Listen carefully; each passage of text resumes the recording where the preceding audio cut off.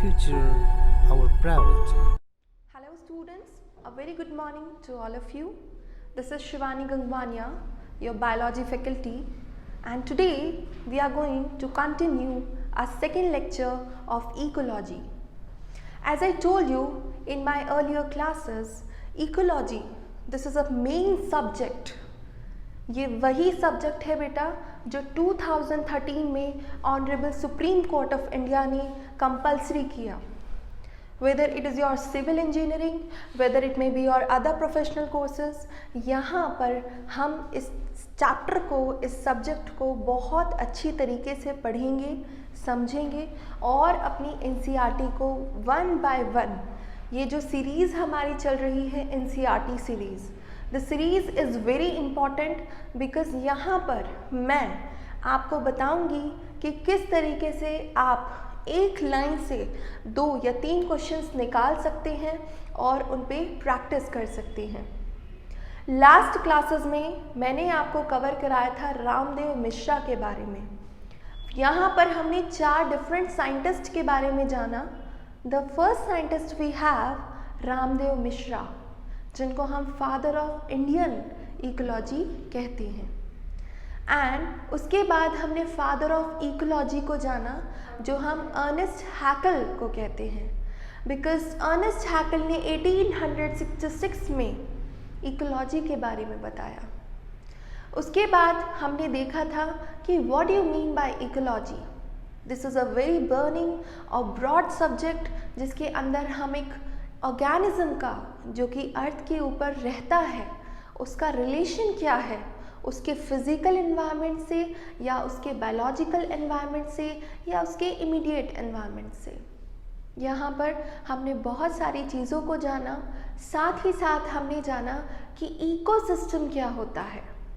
कल मैंने आपको बहुत सारे एग्जाम्पल समझाए और वन बाय वन करके मैंने आपको समझाया था कि इकोसिस्टम को देने वाले साइंटिस्ट एजे टेंसले 1935 में उनका क्या कहना था इकोसिस्टम को लेकर के.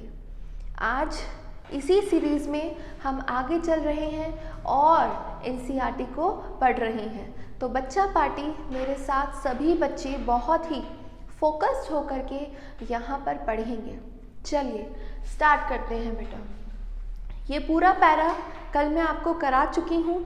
आई होप बच्चों आप कल का होमवर्क करके आए हैं, समझ करके आए हैं चीज़ों को.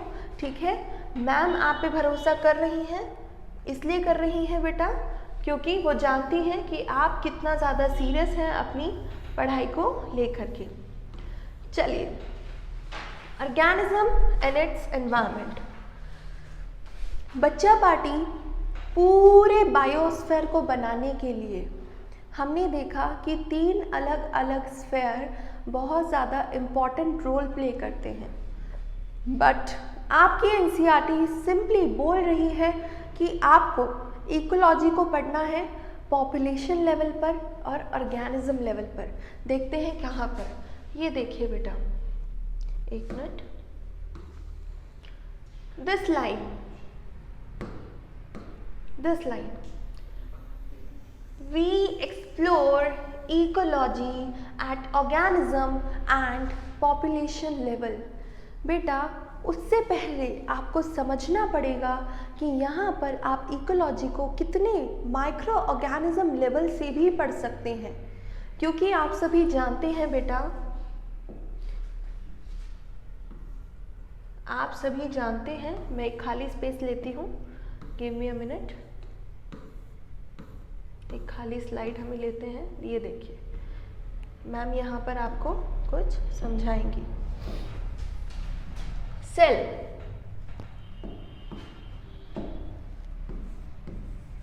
बेटा सेल आप सभी पढ़ चुके हैं 11th क्लास में किस तरीके से रॉबर्ट हुक ने 1665 में सेला वर्ड जो था, लैटिन वर्ड जो था, वो ओरिजिनेट किया अपनी बुक माइक्रोग्राफिया के अंदर. बेटा सेलुलर लेवल पर अगर हम बात करें तो हमें पता है कि we have so many organism, चाहे वो यूनिसेलुलर हो चाहे वो मल्टी सेलुलर हो. बच्चा पार्टी आप ये भी जानते हैं कि सेल्स के कॉम्बिनेशन से क्या बनता है, tissue.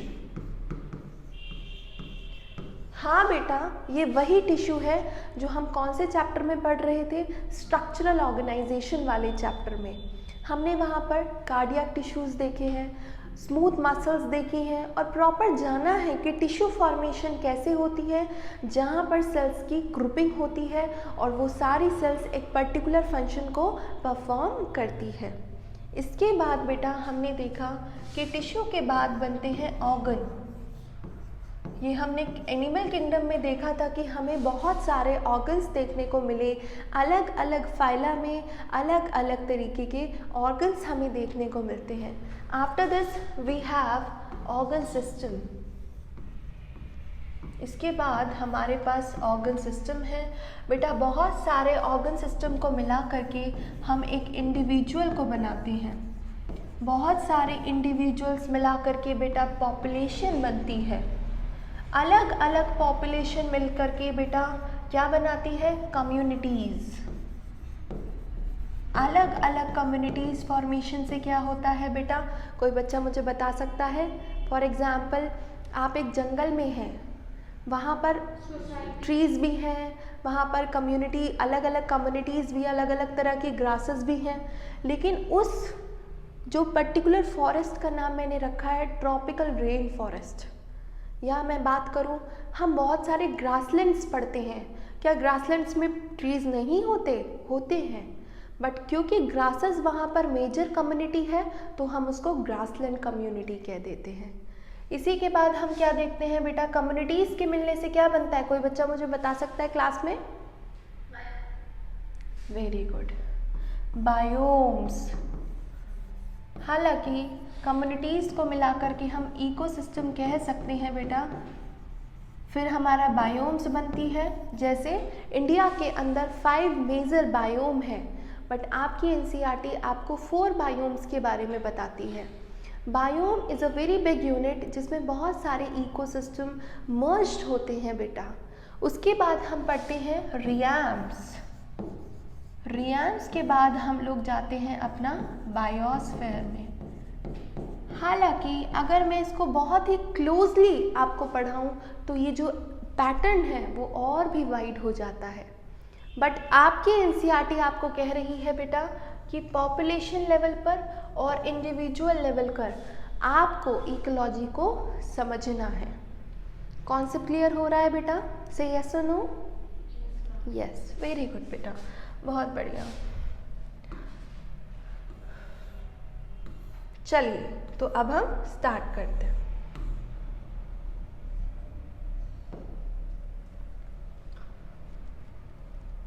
Ecology at the organism level is essential physiological ecology. Try to understand how different organisms are adapted to their environments. बेटा यहाँ पर जो आपका क्वेश्चन बन सकता है वो किस तरीके से बन सकता है, आइए देखते हैं। इकोलॉजी को अगर हम ऑर्गेनिज्म लेवल पर पढ़ते हैं बेटा तो हम फिजियोलॉजिकल इकोलॉजी को कंसिडर करेंगे, क्योंकि एक पर्टिकुलर ऑर्गेनिज्म की बात हो रही है बेटा। देखिए इकोलॉजी के बहुत सारे कॉन्सेप्ट हैं। हमने एक जनरल टर्म पढ़ ली है कि ecology is a science in which organism is studied with their physical और बायोटिक और एबायोटिक फैक्टर। बहुत सारे इन्वायरमेंट हो सकते हैं, फिजिकल इन्वायरमेंट हो सकता है, बायोलॉजिकल इन्वायरमेंट हो सकता है, उसका अपना एक केमिकल इन्वायरमेंट भी हो सकता है, बट आपकी एनसीईआरटी आपको बोलती है एबायोटिक फैक्टर्स और बायोटिक फैक्टर्स। इसके बाद बेटा हम लोग पढ़ रहे हैं कि जो एक एनवायरनमेंट है बेटा, जो एक ऑर्गेनिज्म है वो अपने एनवायरनमेंट को कैसे अडेप्ट करता है, not only for the survival but also for reproduction. आप समझिए इस लाइन को, this line is very important बेटा। क्यों इम्पॉर्टेंट है? देखिए, not only survival but also reproduction, very very important. Ecology के एस्पेक्ट्स को हम पढ़ेंगे ना तो सिर्फ सर्वाइवल के लिए बल्कि बेटा रिप्रोडक्शन के लिए भी, क्योंकि अगर रिप्रोडक्शन ही नहीं होगा बेटा तो कैसे कंटिन्यूटी होगी, कैसे अपनी पॉपुलेशन को बढ़ाएंगी अलग अलग कम्युनिटीज़। चाहे आप एक ऑर्गेनिज्म को कितना ही बेहतर नीच प्रोवाइड कर दें, इस कॉन्सेप्ट को भी हम आगे समझेंगे, कितना ही बेहतर हैबिटाट उसको वो प्रोवाइड कर दे, बट क्या आप बिना रिप्रोडक्शन कराए उसकी पॉपुलेशन को मेंटेन कर सकते हैं? हाँ या ना बोलिए? बिल्कुल भी नहीं ma'am. We have to assure कि वहाँ पर रिप्रोडक्शन मेंटेन्ड रहे। और बेटा आज हमारे पूरी अर्थ का दुर्भाग्य ये है कि रिप्रोडक्शन में ही प्रॉब्लम है।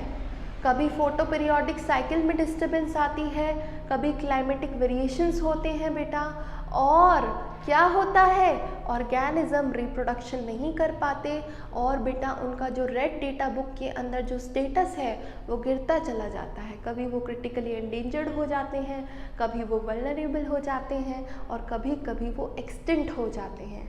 सो this is the main problem that we are concerned about. Is it clear? Very good. Next, you may have learnt in earlier classes how the rotation of a planet around the sun and the tilt of its axis causing annual variation in the intensity and duration of temperature resulting in distinct seasons. बेटा NEET में question आया, किस तरीके से question बनेगा? Question इस तरीके से बनता है बेटा कि प्लैनेट, भाई ज्योग्राफी सभी बच्चों ने पढ़ी है, सभी बच्चों को ज्योग्राफी छोटी क्लासेस में पढ़ाई गई है। ज्योग्राफीज में हम ये देखते थे बेटा कि अर्थ के थोड़े से टिल्ट होने की वजह से क्या होता है, सन की जो रेज है कभी वो अर्थ के ऊपर डायरेक्ट फॉल आउट होती है, कभी वो डायरेक्ट फॉल आउट ना करके स्लैंटेड फॉल आउट करती हैं, और इन्हीं की वजह से बेटा अलग अलग सीजन हमें देखने को मिलते हैं। तो टिल्टिंग की वजह से वेरिएशंस आ रही हैं। बेटा ये क्वेश्चन आया इनकरेक्ट और करेक्ट स्टेटमेंट में, दूसरे स्टेटमेंट्स के साथ। आपसे अगर एग्जामिनर पूछे कि बताइए एक्सेस के टिल्ट होने की वजह से क्या वेरिएशंस आते हैं इंटेंसिटी और ड्यूरेशन ऑफ टेम्परेचर में, से यस और नो, आएंगे या नहीं? यस बेटा आते हैं, क्योंकि हमें पता है कि ड्यूरेशन ऑफ टेम्परेचर किस पर डिपेंड करती है? सनलाइट पर। और टिल्टिंग होने की वजह से किसी पोर्शन पर सनलाइट एक्सेस पड़ती है और किसी पोर्शन पर सनलाइट बहुत कम पड़ती है। बेटा कॉन्सेप्ट क्लियर हो रहे हैं? कोई भी प्रॉब्लम, कोई परेशानी? वेरी गुड, है ना? एक एक लाइन बहुत इम्पॉर्टेंट से पढ़ना है ताकि बच्चों हम बहुत अच्छी तरीके से अपनी सारी एनसीईआरटी को बिल्कुल बहुत अच्छी तरीके से कवर कर सकें। Variations. These variations together with annual variation in precipitation. Remember, precipitation include both rain and snow. बेटा दो चीज़ें होती हैं। Suppose करिए this is your earth. It is geoid shape, right? यहाँ पर इक्वेटर है, भूमध्य रेखा। बेटा यहाँ पर जब सन के डायरेक्ट रेज पड़ेंगी तो टेम्परेचर वेरिएशंस जो होंगे आप देखेंगे कि क्योंकि डायरेक्ट टेम्परेचर यहाँ पर बढ़ाया जा रहा है, एक्सेस ऑफ सनलाइट जो है वो डायरेक्ट फॉल कर रही है, तो यहाँ पर अत्यधिक मात्रा में, बहुत ही एक्सेसिव अमाउंट में हीट होगी, टेम्परेचर जो है वो बहुत हाई होगा। और बेटा हाई टेम्परेचर होने की वजह से क्या होता है? इवेपोरेशन होता है, इवेपोट्रांसपिरेशन होता है, और बेटा जब ऐसी फिनोमेनाज होती हैं तो क्लाउड्स की फॉर्मेशन होती है, और जब क्लाउड्स बनते हैं तो प्रेसिपिटेशन होता है। हाँ बेटा प्रेसिपिटेशन क्या है? वही बारिश का होना, स्नो का फॉल आउट होना, रेनफॉल होना। तो इसीलिए मैम बोल रही हैं टेम्परेचर ज़्यादा है और साथ ही साथ प्रेसिपिटेशन भी ज़्यादा है। बेटा अगर मैं आपसे पूछूं कि प्रेसिपिटेशन में सिर्फ रेनफॉल आती है या स्नोफॉल भी आती है, तो आप क्या बोलेंगे? मैम दोनों आती हैं। तो आपको ये चीज़ क्लियर हो जानी चाहिए, प्रेसिपिटेशन मतलब रेनफॉल का होना और साथ ही साथ स्नोफॉल का होना। Account for the formation of major biomes, desert, rain forest and tundra. चलिए अभी हम देखते हैं अलग अलग टाइप के बेटा बायोम्स।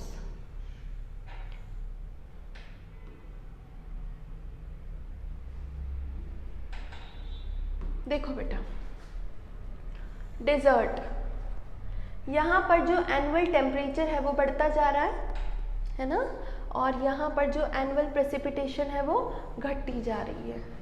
बेटा आपको पता है we have 7% of desert which cover 45,000 square kilometre in the Kutch area, जो गुजरात में है, Rann of Kutch, and we have 2,25,000 square kilometre area in the scorching deserts of Rajasthan.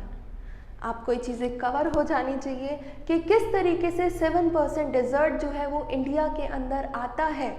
और बेटा क्योंकि कटिंग्स बहुत ज़्यादा हो रही हैं और आपको पता है कि डिफॉरेस्टेशन प्रॉब्लम तो हम सभी देखते ही हैं।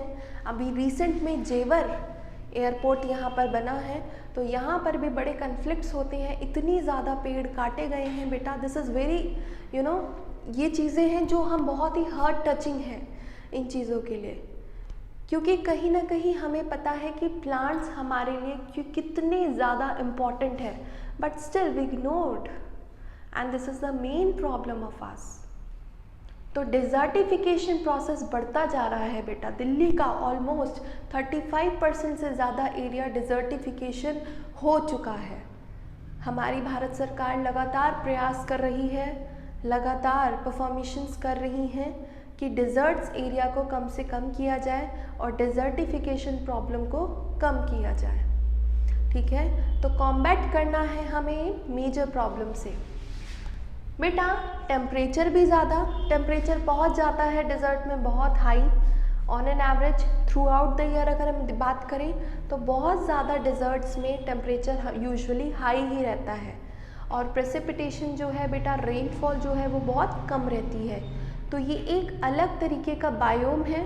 यहाँ पर जितने भी इकोसिस्टम होंगे बेटा, जितने भी इकोसिस्टम, चाहे वो कैक्टस का कोई पर्टिकुलर इकोसिस्टम हो, है ना, चाहे कोई दूसरे इकोसिस्टम्स हो बेटा, वो बिल्कुल अडेप्टेड होंगे इतने हाई टेम्परेचर के और लो रेनफॉल के। तो ये चीज़ आपको कवर होनी है। इंडिया का एक बहुत ही मेजर बायोम है हमारा डेजर्ट, जिसमें हम रन ऑफ कच्छ गुजरात को पढ़ते हैं, जहाँ पर हमारे क्या मिलता है, गिर फॉरेस्ट में क्या मिलता है। कॉन्सेप्ट्स क्लियर करने हैं बेटा, ठीक है, चलिए पढ़ कर के आइएगा। और बेटा नेक्स्ट है हमारे ग्रासलैंड।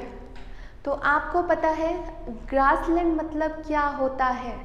ग्रासलैंड मतलब होता है बेटा जहाँ पर ग्रासेस जो हैं वो डोमिनेट कर रही हैं। ठीक है, हमारा सेंट्रल पोर्शन आप देखिए, यहाँ पर ग्रासलैंड बहुत ज़्यादा है। ऊपर की तरफ आप जाते हैं, यहाँ पर भी ग्रासलैंड्स बहुत ज़्यादा हैं बेटा। एमपी वाले एरिया में भी आप जाइए, बहुत ज़्यादा ग्रासलैंड्स हैं। तो ग्रासलैंड्स एक इमीडिएट और you can say intermediate zone है किस किस के बीच में, डेजर्ट्स और फॉरेस्ट के बीच में। ग्रासलैंड्स में बेटा बर्ड्स बहुत ज़्यादा पाई जाती है। तो हम कह सकते हैं एक इकोटोन है, एक जोन ऑफ ट्रांजिशन है बेटा। ठीक है, तो डेजर्ट्स और इधर आपका ट्रॉपिकल फॉरेस्ट के बीच में जो ग्रासलैंड्स आ रहे हैं, वहाँ पर जो मेजर डोमिनेटिंग सोसाइटीज़ हैं वो किसकी है, ग्रासेस की है। उसके बाद बात करते हैं ट्रॉपिकल फॉरेस्ट।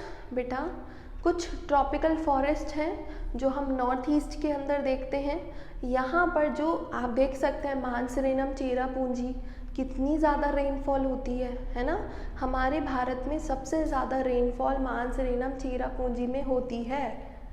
तो यहाँ पर जो फॉरेस्ट हैं वो ट्रॉपिकल रेन फॉरेस्ट हम लोग कंसिडर करते हैं। देखो बेटा अलग अलग क्लासिफिकेशंस आते हैं फॉरेस्ट को लेकर के, कभी चंपारण एंड सेठ के क्लासिफिकेशंस होंगे और कभी दूसरे क्लासिफिकेशंस होंगे, तो कंफ्यूज नहीं होना है। टेम्परेट फॉरेस्ट और कॉनिफरस फॉरेस्ट, साथ ही साथ आर्कटिक और एल्पाइन टुंड्रा। बच्चा पार्टी, ये जो आर्कटिक टुंड्रा है, ये जो एल्पाइन टुंड्रा है, देखिए ये क्या है, कोई भी माउंटेन है। माउंटेन में जब आप ऊपर ट्रैवल करते हैं, ऊपर की तरफ जाते हैं, तो वहाँ पर हमें एल्पाइन मिडोज देखने को मिलते हैं। इस चीज़ से आप ध्यान रखिएगा, माउंटेन का ऊपर वाला पोर्शन वहाँ पर एक अलग तरीके का बायोम होता है, उसको हम क्या कहते हैं बेटा, एल्पाइन बायोम। आर्कटिक बायोम बेटा जो ऊंचाई पर है, हायर लेटिट्यूड्स पर है, जो कुछ पोलर एरियाज के पास जाता है। देखिए ये आपकी अर्थ है, ये आपकी इक्वेटोरियल एरिया और ये लैटिट्यूड्स। तो अपर लैटिट्यूड्स में जितना आप ऊपर चलते जाएंगे यहाँ पर आपके क्या आएंगे बेटा, अल्पाइन टुंड्रास या फिर इम्पॉर्टेंट पोलर टुंड्रास। बेटा ये जो टुंड्रा वर्ड है ना, ये कैसे आया है, देखो मैं आपको बताती हूँ।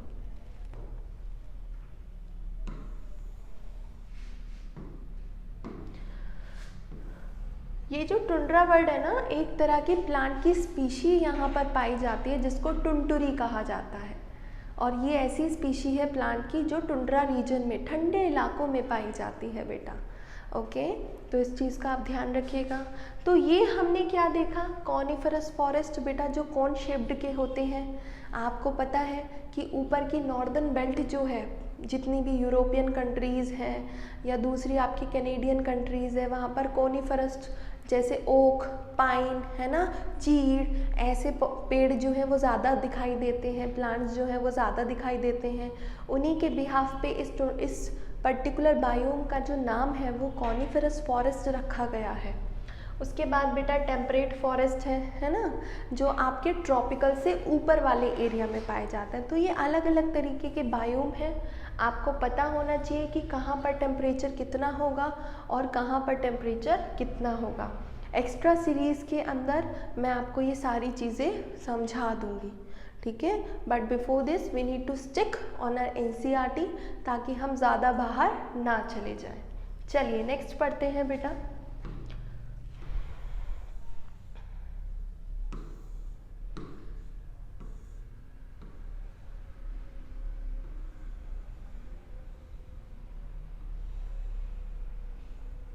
क्या हो गया ये,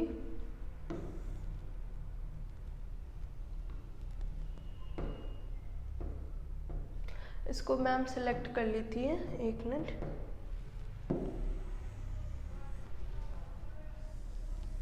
हाँ ये रहा।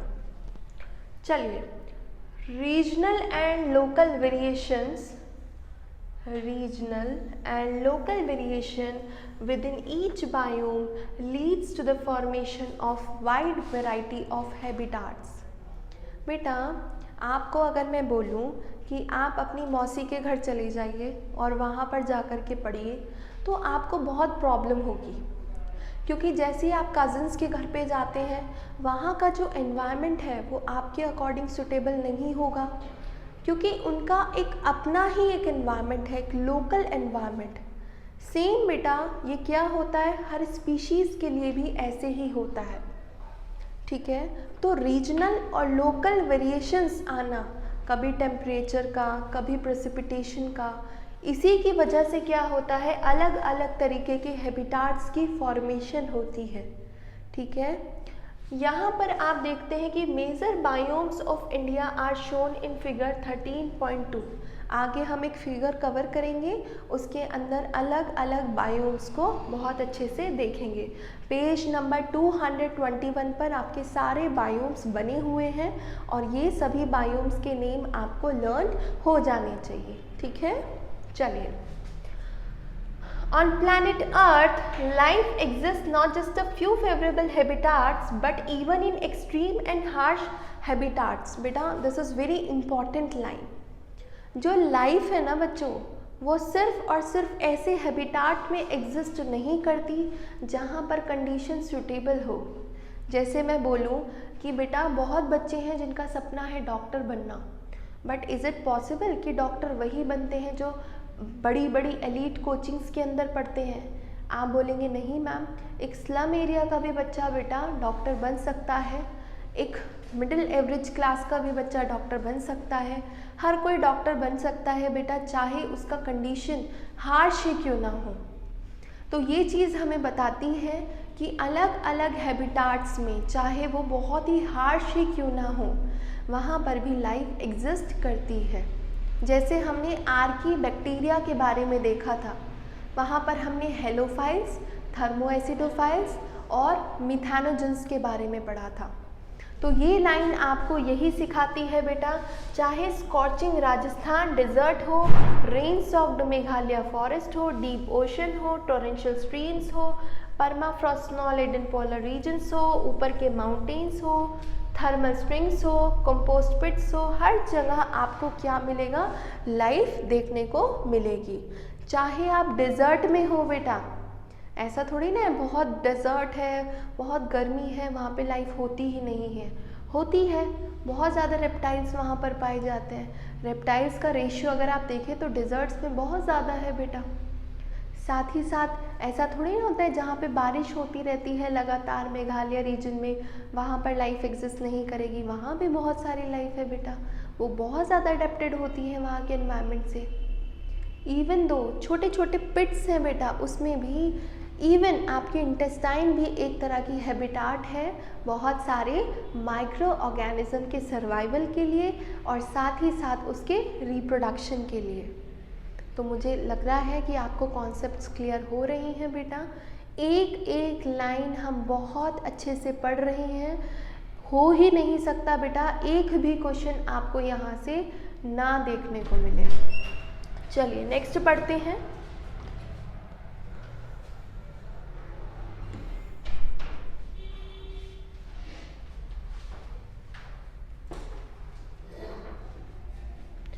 फोर्थ स्लाइड,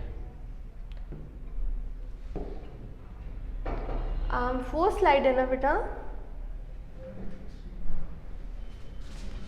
एक मिनट।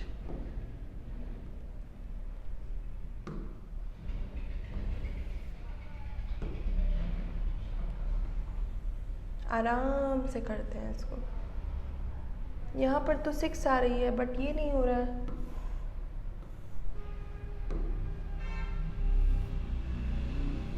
मैम एक बार इसको रिफ्रेश कर लेती है ना।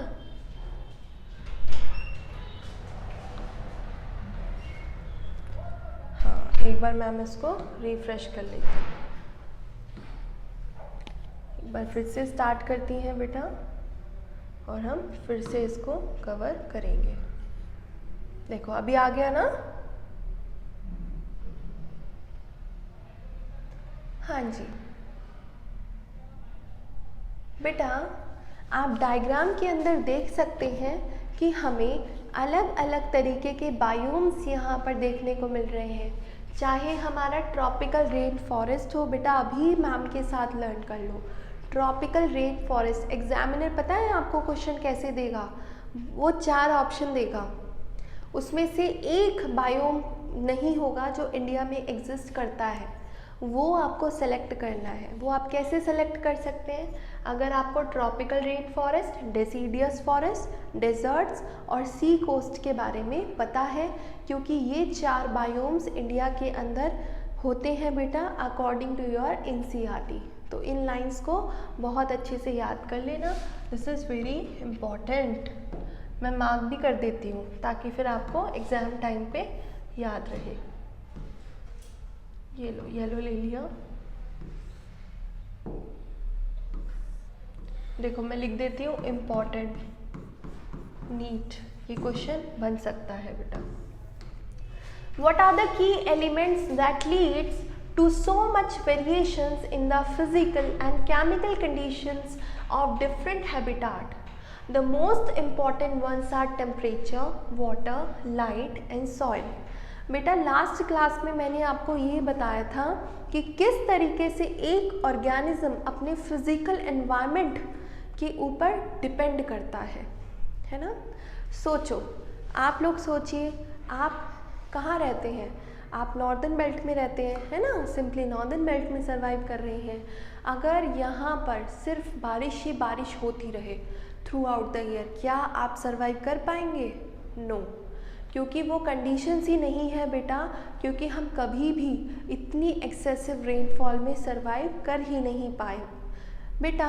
हमारा जो मेन फिजिकल फैक्टर है जिस पे एक ऑर्गेनिज्म की डिपेंडेंसी होती है और वो अपने आप को डिस्ट्रीब्यूट करता है उसी के अकॉर्डिंग, वो 4 हैं। The first one we are having temperature, The second one we are having water. The third one we are having light and fourth one we are having soil.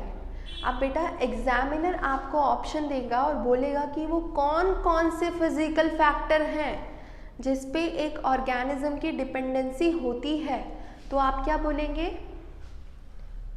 लिख लीजिए बेटा, temperature, water, light and soil. बेटा ये question आपका यहाँ से आ सकता है। It's very important. We must remember that the physiochemical abiotic component alone do not characterize the habitat of an organism completely. बेटा अगर मैं आपसे एक स्टेटमेंट पूछूं, क्या सिर्फ और सिर्फ फिजिकल फैक्टर ही डिपेंड करते हैं किसी ऑर्गेनिज्म के सर्वाइवल पर, तो आप क्या बोलेंगे?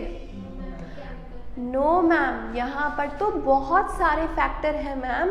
फिजिकल फैक्टर के साथ साथ कुछ केमिकल फैक्टर भी और साथ ही साथ कुछ बायोलॉजिकल फैक्टर भी यहाँ पर बहुत ज़्यादा इम्पॉर्टेंट होते हैं। चलिए देखते हैं बेटा, अगर इनकरेक्ट और करेक्ट स्टेटमेंट में आ गया कि बताओ कि only physical factors is responsible for the survival of an particular organism, first statement. और second statement, along with the physical factor there are also some other factor which helps for the survival for a particular organism, तो आप क्या बोलेंगे? Second है ना। चलिए, तो बेटा फिजियोकेमिकल एबायोटिक कंपोनेंट के साथ साथ आपको पता है बहुत सारे दूसरे फैक्टर्स भी हैं जो डिपेंड करते हैं। एक बेटा बायोटिक कंपोनेंट्स की बात करें, अगर हम पेन चेंज कर लेती हूँ मैं, पैथोजेंस, पैरासाइट, प्रीडेटर्स और कॉम्पिटिटर्स। बेटा ये क्वेश्चन बना नीट के अंदर, ये क्वेश्चन बना हुआ है नीट के अंदर। चाहे पैथोजेंस हो, जो पैथोजन होते हैं जनरली, पैरासाइट हो, जैसे कोस्काटा एक पैरासाइट है, एक्टोपैरासाइट, इंडोपैरासाइट हम पढ़ चुके हैं ऑलरेडी। प्रीडेटर हो, कोई प्रीडेटर करता है, कोई जैसे एक स्पैरो एक सीड को क्या कर रही है? कंज्यूम कर रही है, तो वो एक प्रीडेटर है। या कोई कॉम्पिटिटर हो, कोई दो स्पीशी आपस में compete कर रही है।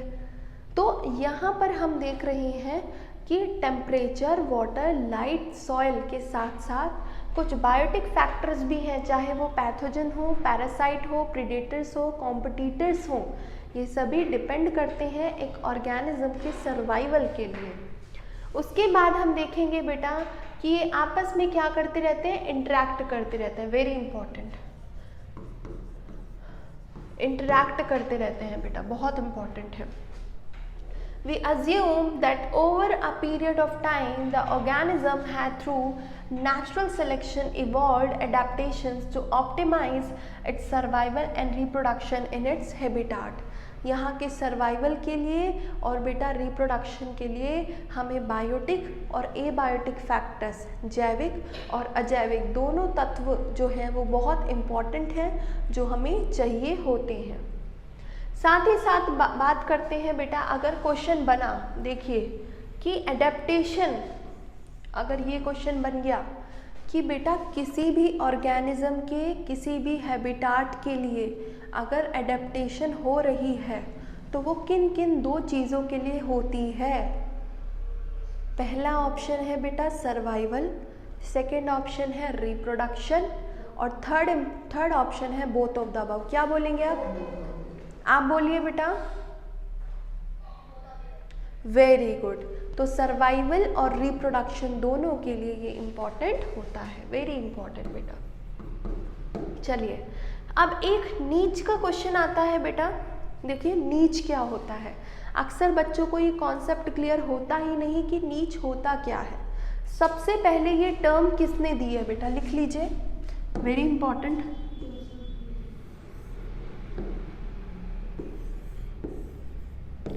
जोसेफ ग्रिनाल। कौन सी ईयर में दी बेटा? 1917 में दी है।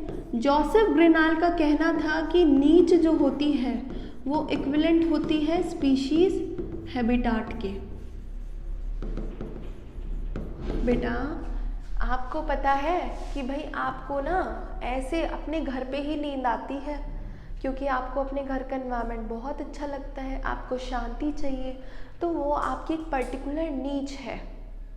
बेटा किसी भी ऑर्गेनिज्म के लिए अपनी एक नीच होती है। जैसे पेंगुइन्स हैं, अब मैं पेंगुइन्स को केरला में ला कर के रख दूँ, इज़ इट पॉसिबल वो सर्वाइव कर सकती है वहाँ पे? नहीं कर सकती ना। उनको सर्वाइवल के लिए क्या चाहिए? प्रॉपर पोलर एरिया चाहिए, क्योंकि उनकी स्पीशी की जो हैबिटाट है वो अलग होगी, उनकी जो फूड प्रेफरेंसेस है वो अलग होगी। तो इसी को हम कहते हैं बेटा नीच।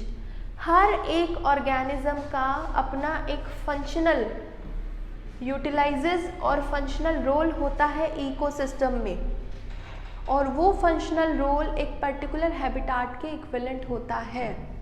चाहे ट्रॉपिकल नीचेस हो, चाहे फूड नीचेस हो, स्पेशियल नीचेस हो बेटा, है ना। एक ऑर्गेनिज्म खाना कैसे प्रेफर करता है, रहना कैसे प्रेफर करता है, साथ ही साथ बेटा कौन से एनवायरनमेंट में वो रहना पसंद करेगा। जोसेफ ग्रिनाल ने कैलिफोर्निया थ्रेशर के अंदर हमें बताया कि जो नीच है वो इक्विवेलेंट होता है स्पीशी के हैबिटाट के।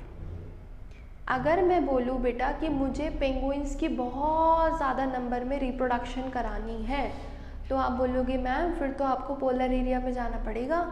हाँ जी, क्योंकि हमें पता है कि उनका स्पीशी का जो रहने का जो एरिया है वो कौन सा है, वो पोलर एरियाज़ में रहती हैं बेटा।